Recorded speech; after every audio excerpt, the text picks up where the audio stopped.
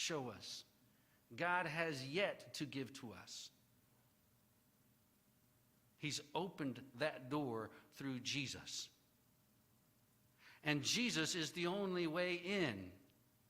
Because when you come to the tabernacle, there's only one way in.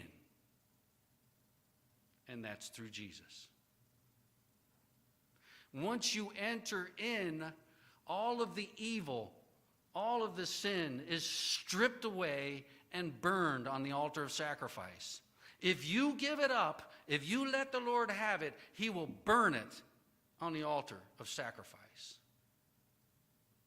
And once that's done, he will cleanse you at the laver, clean you up, give you a new heart, give you a new character. He will work with you to make you the person he built you to be, he created you to be.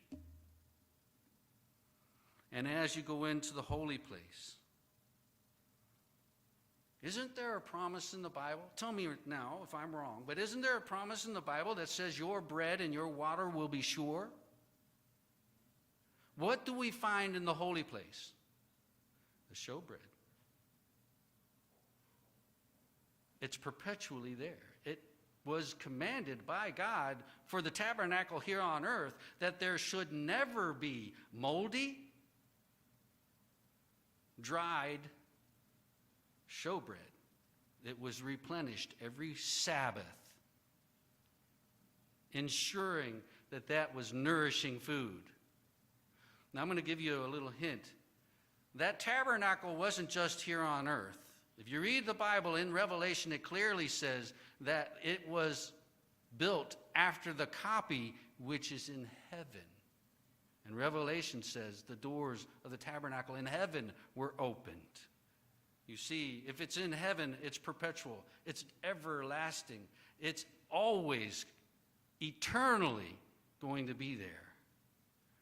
That means your bread and water are for certain sure, because the symbol of it's in heaven.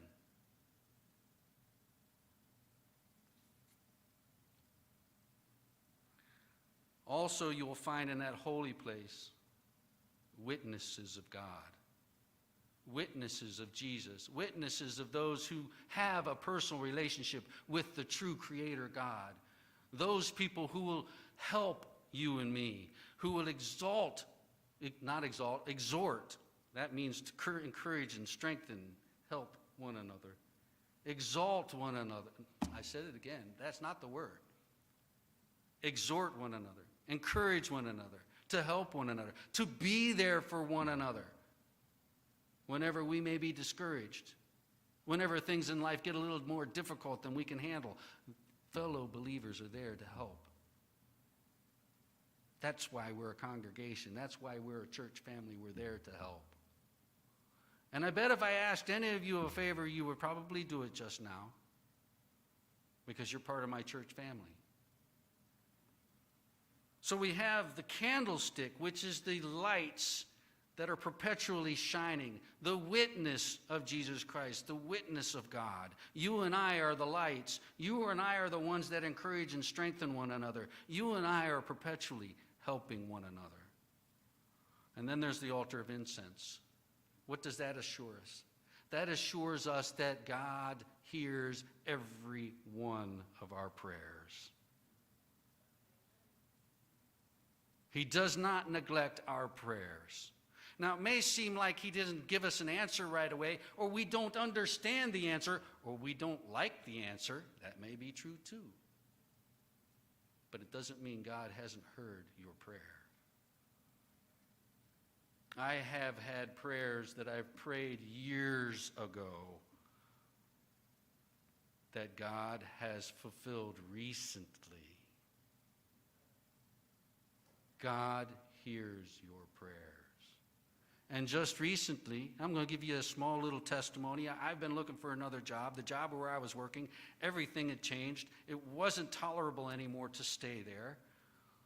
And I was looking for another job. I prayed about it, prayed about it, prayed about it, prayed about it. I asked the congregation to pray about it. The Lord provided me with another job, a better job than I had before, better environment to work in. And yesterday, I had both of my bosses say thank you. And that's really encouraging. God does answer your prayers. And the altar of incense in the tabernacle is an eternal assurance that God is listening to your prayers. God is listening to your heart. God is desiring your best interest. And then we move into the most holy. What do we find there?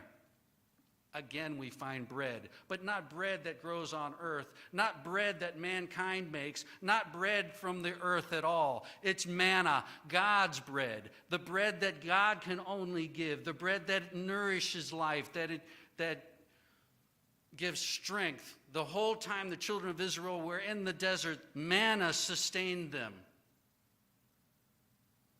That manna is in the most holy place. To continually sustain, to continually enrich and bring life-sustaining nutrients, which can only come from the Word of God. And in that, we also find Aaron's rod. Now, Aaron's rod was dead. It was a dead, dried rod. Was it not? And yet, God caused it to bud once again and produce almonds and flowers.